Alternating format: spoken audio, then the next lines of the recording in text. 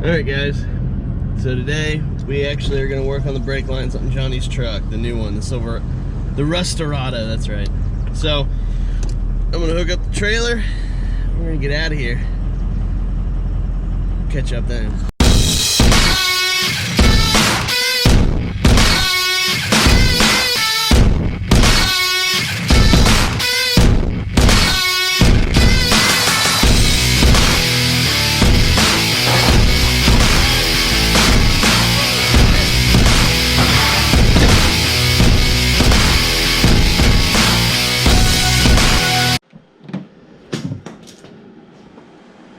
Alright guys,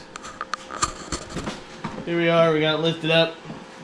We're actually over at family member's place. Do appreciate letting us use this barn. It's really nice. One day guys, we'll have a place of our own and we won't have to go someplace else, someone else's place to do or this. run into someone else's wall because the transmission decided it wasn't going to select anymore and you're driving And you wanted to stop. with no brakes. Yeah, we'll show you that. Whoops. Can't tell though. That still looks good. But anyway, these brakes, actually they had replaced this line right here that goes from the master cylinder down to the ABS. So, but we got a whole new kit, you know, like we showed you. So we're going along and we're cutting them all. Look at that. I didn't cut it up here. That's just snapped. That's bad. Yeah, so there's nothing left of these guys. So we're gonna cut them, yank them out, and hopefully get it done in a couple hours. We're hoping it soon. So we pulled the wheel wells out of the way. Makes it a lot easier. I've done this quite a few times. So I guess we're gonna get cracking.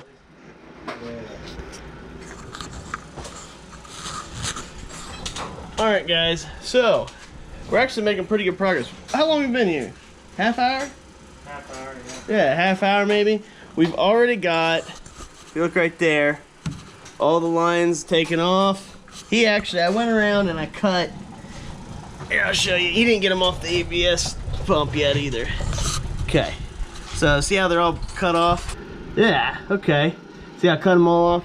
I did that on pretty much every connection and then started cutting line out, and we got a pile of line laying around outside the door. So, then he followed me around and started popping lines off, the little threaded part, and he's actually going to start reassembling. So he's in the process of putting the back line on. Yeah, surprisingly those nuts came out really like these. Oh man, we probably got a ton of backlight. You probably can't see you. Yeah, the nuts came out pretty easy. Yeah, these guys right here, we snipped them. You watch Graham do that, and they just popped right out. So that was awesome. And then you just take a 9/16 socket. Yep. And it fits right on that because that's the size it is. 9/16. Nice to have some line wrenches. Right. So now we're on the reassembly process. I'm hoping the backlight's not washing you out here. So, but yeah, I just got to work on that right there. That's gonna be the biggest pain in the butt. And then once we're done with that, we can start bleeding them. Well, we'll try. We'll see what we can get done, but I think the front calipers might need replaced because they're pretty nasty. So I'm hoping we can get them broke free, at least the bleeders.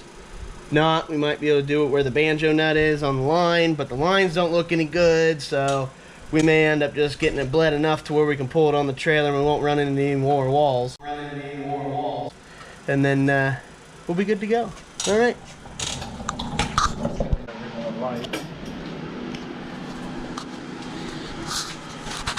All right, so we're actually making pretty good progress. We have 3 more lines to do. This one to the proportioning valve, and we have the 2 master cylinder lines. You can't see the light. Where's the light? There's the light.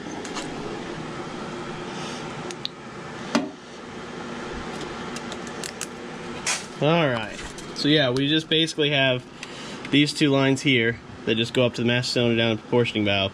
But we already got 1 proportioning valve in. We got basically the front right, this side the left, and then we just got this one.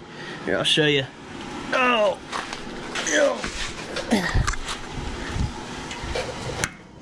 So, here's the ABS module. What a dumb location.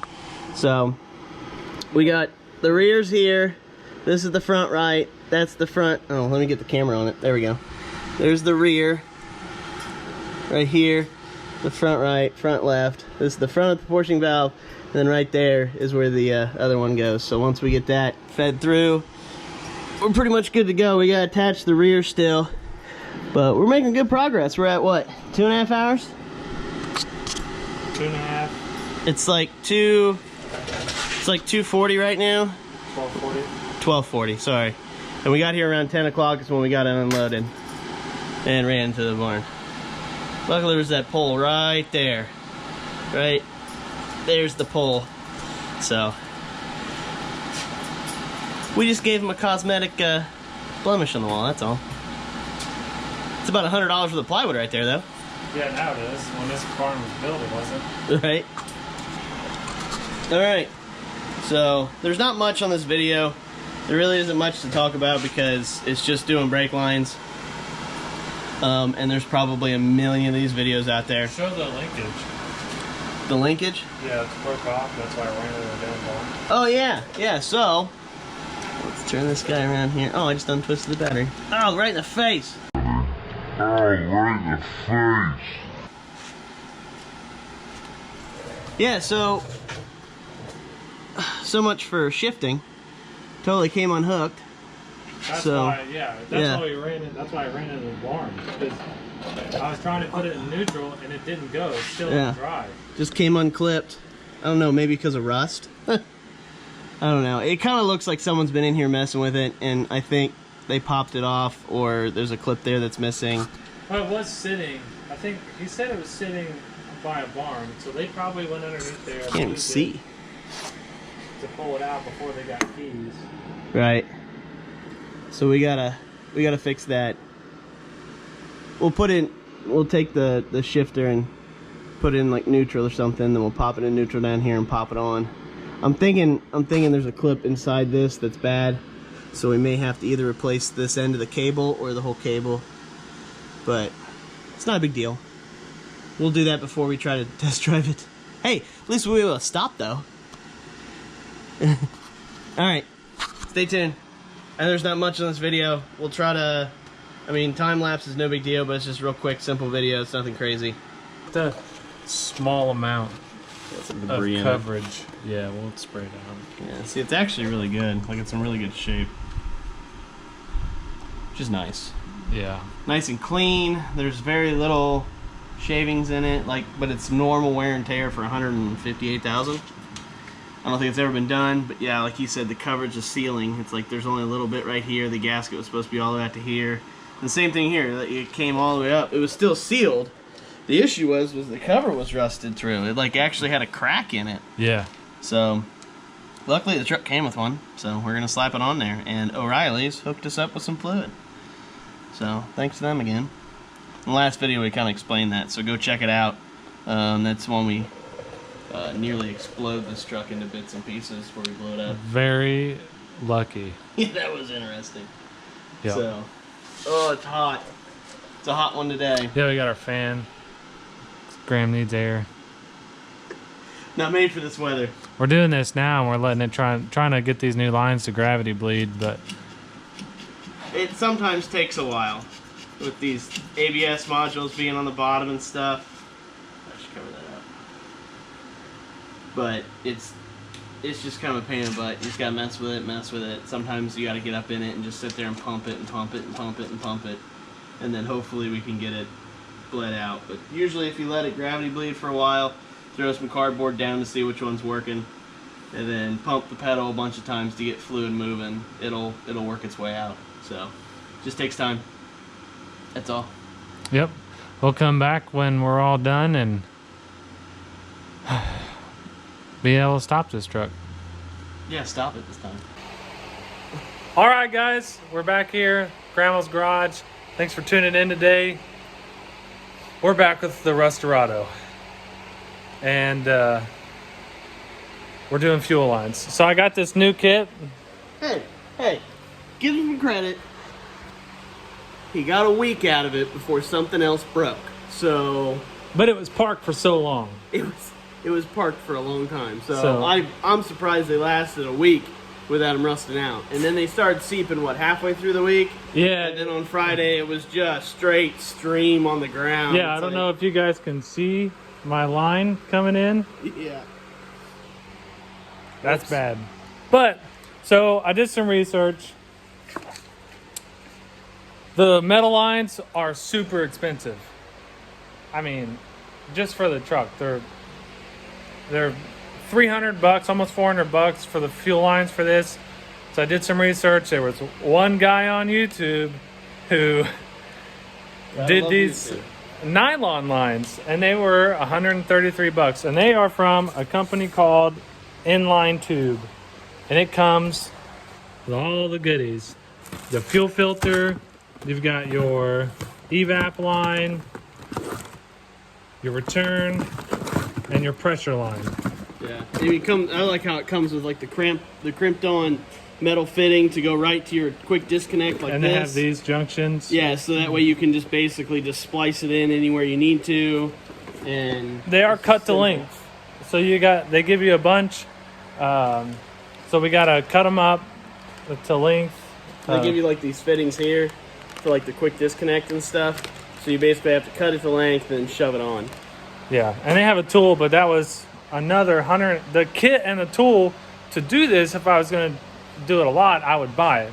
Right. But it was $168, and at that point, why would I even buy this kit? Because it's the same price. It's buying new fuel lines straight from the dealer. Right. So this is supposed to be a direct plug and play. That we don't have any fuel leaks. We're also taking care of the exhaust. Yeah, right here, if you can come here. Yeah. So like he'd be driving down the road, and I don't know if you can hear that, just a rattle, and it's so obnoxious. And it's real loud right here because it looks like someone tried to steal it at one point. So we're basically just going to hack these out. I guarantee you they're falling apart.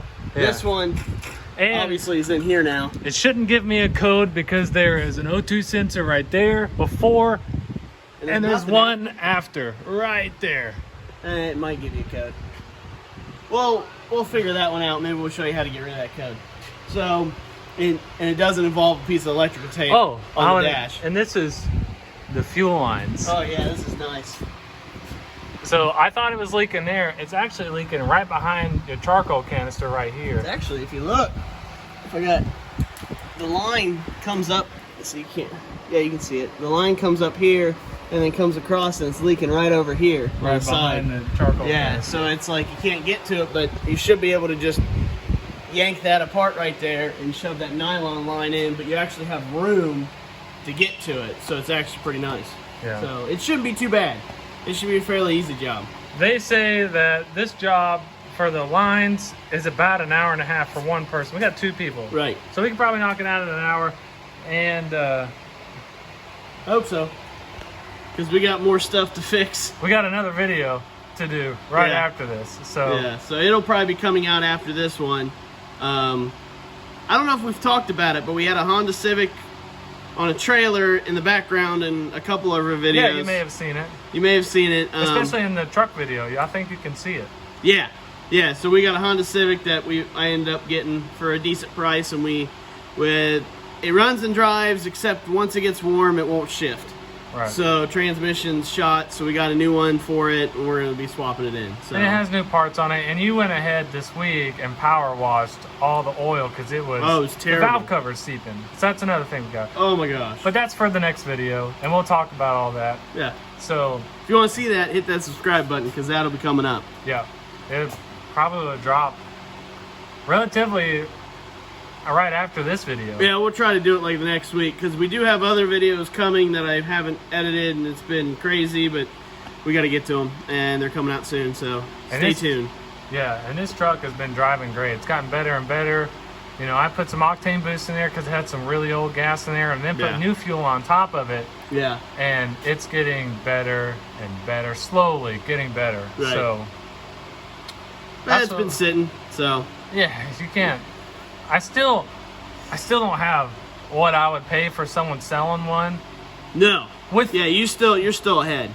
Yeah. We could turn around and sell this thing for a profit or drive it for a couple years and probably still sell it for a profit. Yeah. So he's probably going to end up driving it because he needs something to drive, and it's once you get this issue fixed, the rusting issue, so brake lines, fuel lines, and there's nothing really else after that. The only thing that I bought for this truck is the soft lines for the front, right? For the front going from the main line to the caliper. Yeah. And then this fuel. And the You need to get injectors. some shocks. Yeah, it definitely needs some shocks. So, But it doesn't hurt your driving. You can still drive with pad shocks. yeah. It's just bouncy. Yeah. Yeah, the fronts are totally blown out. Completely. Oh, they look like they've been sitting in the bottom of a lake for a couple years. Half of this truck looks like that. I know. What lake did we find this one out of? Yeah. So, hey, stay tuned. We're going to get this fuel line switched out. We'll bring you back in a second. Yep. Alright guys, it's currently way past when we thought we'd be done because the exhaust took longer. But, here. We're starting on the fuel lines now. Grant's trying to get this old line out here.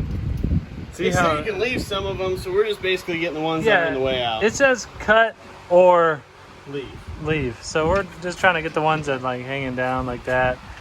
We already started this side with the new filter, and it's going up to that's the feed line. We did put a new, like one of these ends on. Yeah. We cut it because it was just so stuck with rust. And then we basically had to flare this end with a pair of needle nose and just muscle it on. Yeah. But, you know, this is why we had to, you guys can't really see that. Let's see. Here you go. That's not supposed to do that. It's all fell out. And this one is in chunks. So, that's why the cats had to go. Got those up. We're not going to show you. It's just exhaust work. And it ain't pretty. And it's not pretty. Functional, but not pretty. So we're going to work on this. We'll, this line has to go through here, up, over the transmission, up to the top of the fuel rail for the feed. And then we've got our evap line, and then our return.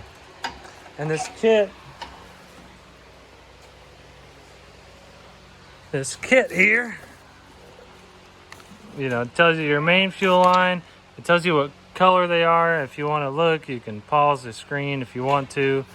The return line is that blue one. This one with the 90 here is the return line. They're cut to length, so if you cut them, it's supposed to use these compression fittings that they give you to rejoin the line back together. They give you some extra pieces, some stickers, so someone else doesn't cut the fuel line thinking it's not the fuel line because it's not metal lines. But if you see cut fuel lines and lines right next to it, you would imagine that maybe those are fuel lines. So we have all this stuff ready.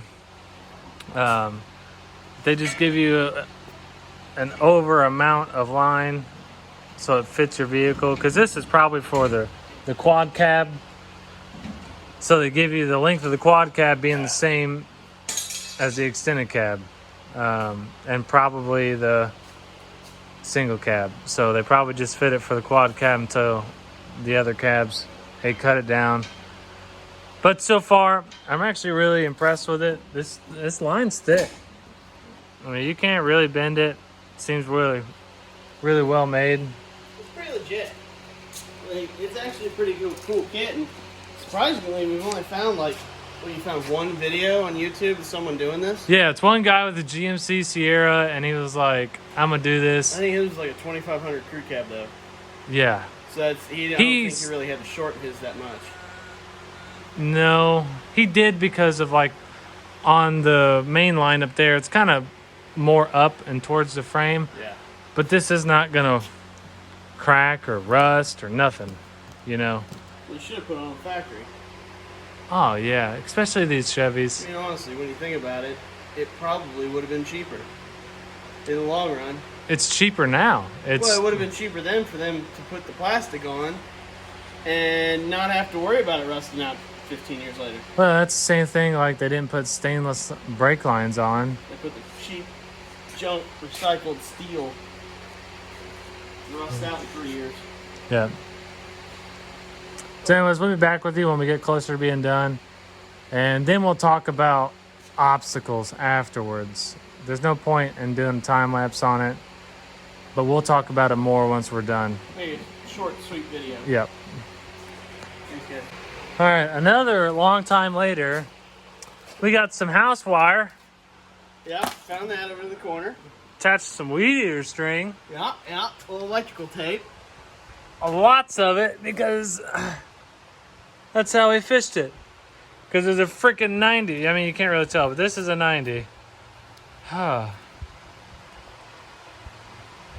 It says the instruction. Yeah, is the day almost over? The instructions said to start from the fuel tank back, so we tried to do that with the main line. Gravity works the other direction.